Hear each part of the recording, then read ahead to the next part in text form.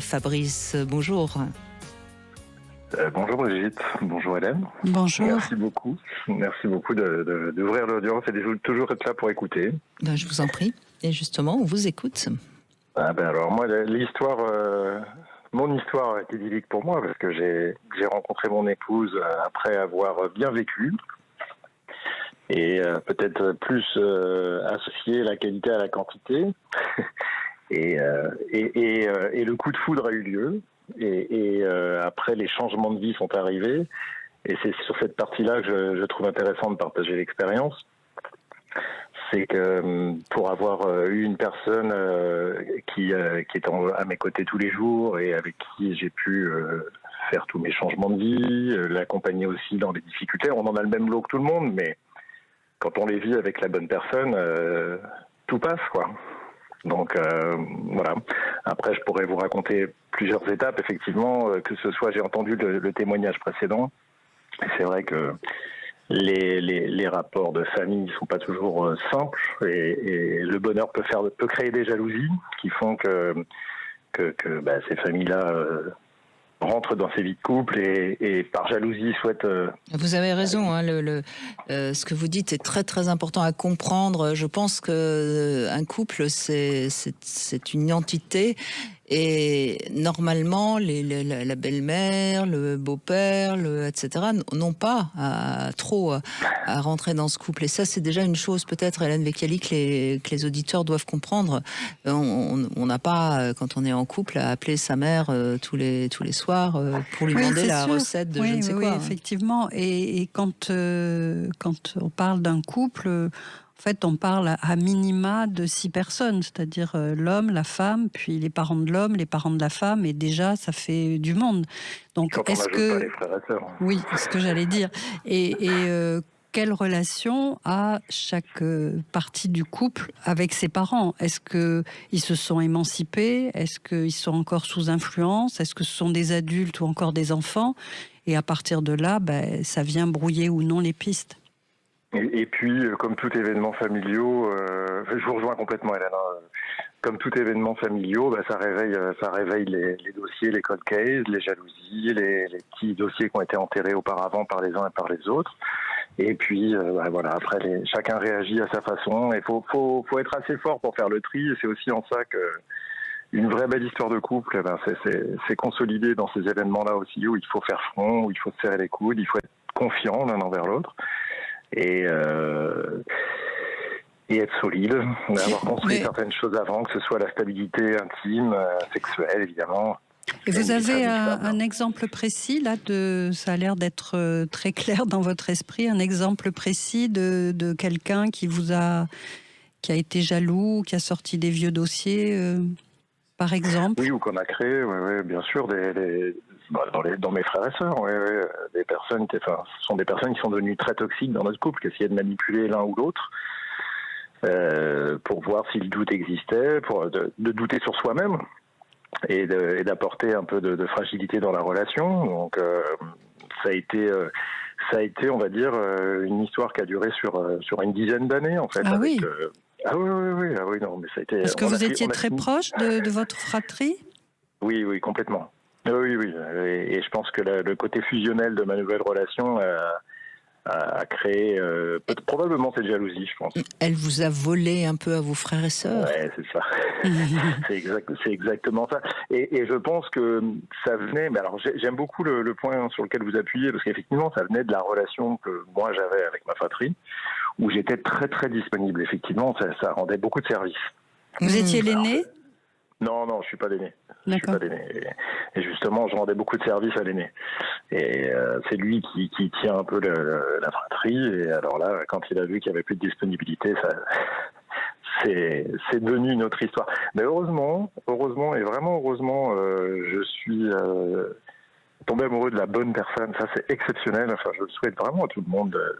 En anglais, on dit if it's not yes, it's not.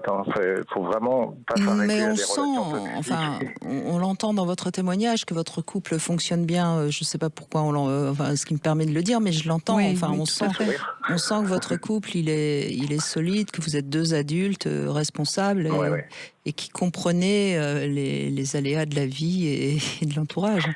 On est devenus en plus aidants depuis, si vous voulez, ensemble. Donc on a vécu les problèmes de santé de l'un ou de l'autre, parce que moi j'ai eu une longue immobilisation. Mon épouse a eu peur d'avoir un cancer du sein. Vous savez ce que ça peut engendrer dans une vie de Bien couple. sûr. On a eu quelques petites difficultés à la naissance de mon fils, mais enfin, je veux dire, rien de différent des autres. Je veux dire, on n'en a pas plus et pas moins. Mais le fait de l'avoir vécu en toute transparence l'un avec l'autre, Oui, vous êtes entraidés, vous avez traversé ça ensemble, quoi.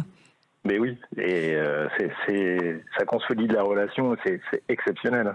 Et comment se fait-il que votre frère aîné vous a pollué pendant 10 ans? Pourquoi 10 ans? Parce que j'ai mis fin à tout ça. Et pourquoi vous avez attendu 10 ans pour mettre fin à tout ça, alors? Ah non, j'avais mis à distance, mais il y avait le reste de la fratrie qui traînait derrière. J'ai stoppé au bout un peu avant 10 ans, on va dire. D'accord. Il fallait couper les amarres. Oui, c'était courageux, oui. Non, c'est rationnel, c'est purement rationnel. On pourrait croire que c'est courageux, c'est pas courageux, c'est plus un ras-le-bol d'avoir ce genre de discussion qui vous pollue au quotidien. À un moment donné, c'est la seule solution. Mais vous aviez encore vos parents ou pas?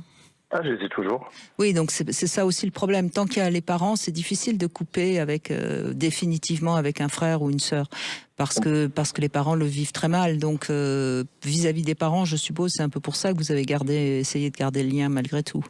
Que j'ai finalement coupé aussi. Oui, bien sûr. Avec vos parents aussi? Oui, je garde vraiment un lien minimum avec mes parents, et c'est très bien comme ça. Et c'est clairement expliqué, en fait. C'est pour le bien de tous. C'est très bien. Je peux pas challenger l'équilibre de leur famille au détriment de la mienne. Moi, la mienne, elle est équilibrée, donc tout va bien. Oui. Oui, c'est intéressant. C'est-à-dire que vous étiez un peu le Samaritain de la famille. Ouais, puis je suis devenu le troublion. Ouais. Et puis, à un moment donné, elle vous prend à la famille, et donc c'est elle qu'il faut abattre, quoi. Sans aucune vocation de me subtiliser à la famille. Hein. Oui. Mais c'est une belle histoire de couple, hein, parce que on voit là que tout d'un coup, vous avez été sommé de choisir, même si ça n'a pas été officiel, mais de choisir entre votre couple et votre ancienne famille. Et qu'au bout d'un moment, même si vous avez essayé d'arranger les choses pendant longtemps, vous avez coupé, quoi. Le cœur parle. Oui, bravo, parce que c'est pas évident. Oui. Non, c'est pas évident, mais quel soulagement. Enfin, il y a pas de choix facile en fait dans la vie, mais quand on arrive à les faire de façon rationnelle, et là encore à deux, ça se fait pas tout seul ce choix-là, et ça se vit ensemble, ça se choisit ensemble. C'est des choix de vie, il faut l'organiser, il faut être bien droit dans ses bottes. Oui. Et faut pas. Oui, mais Fabrice, faut pas être ambigu, en fait. quand on a un couple qui fonctionne, qui est bien solide, et que la famille n'est pas capable de le respecter, on est obligé d'éloigner la famille. Enfin, je veux dire, ça me paraît. Alors, ça a été difficile de le réaliser, et de l'acter. Ça, je l'entends bien, et c'est normal, c'est votre famille. Mais en même temps, ça me paraît évident, quoi. On n'a pas le choix. De toute façon, sinon, c'est le couple qui va tout doucement périr parce que la famille toxique va infiltrer du poison continuellement dans le couple. Bien sûr. Et vos beaux-parents, comment ça se passe avec vos beaux-parents? Ah, mais moi j'ai eu une famille d'accueil, moi. Ah, voilà, c'est bien ça. Vous gagnez au change. Depuis 3 ans, donc maintenant je suis aidant. Mais j'ai eu une famille d'accueil, donc ça balance. Vous avez gagné au change finalement. Vous êtes marié depuis combien de temps? Techniquement, ou depuis combien de temps je suis en couple? Depuis combien de temps vous êtes en couple? Depuis 15 ans. Ah, super. Bravo. Et on a fait un enfant, et on avait déjà un avant, que j'ai adopté, enfin tout va bien, quoi, ça roule. C'est chouette, oui. Ouais. Mais je suis content de le partager parce que vraiment, il y a des choix qui paraissent pas simples à faire, mais une fois qu'on y est, c'était évident. Ça fait écho aux discussions qu'il y a eu dans l'émission d'hier et d'avant-hier sur les gens toxiques, sur l'équilibre des relations, sur le parler vrai en couple. Voilà, tout ça c'est lié, c'est hyper important dans l'équilibre. Voilà, c'est surtout ça qui fait la base solide. En fait. Oui, et ce que je retiendrai de votre témoignage pour ceux qui nous écoutent, c'est que quand on a fait les bons choix, on le sait parce que tout va bien, quoi. Et c'est ça qui. Et c'est pas toujours évident, mais ça se décante à terme. Et les choix sont pas faciles à faire, mais avec le sourire déjà, la vie elle est plus belle. Et il faut s'amuser des choses, il faut rester un grand gamin.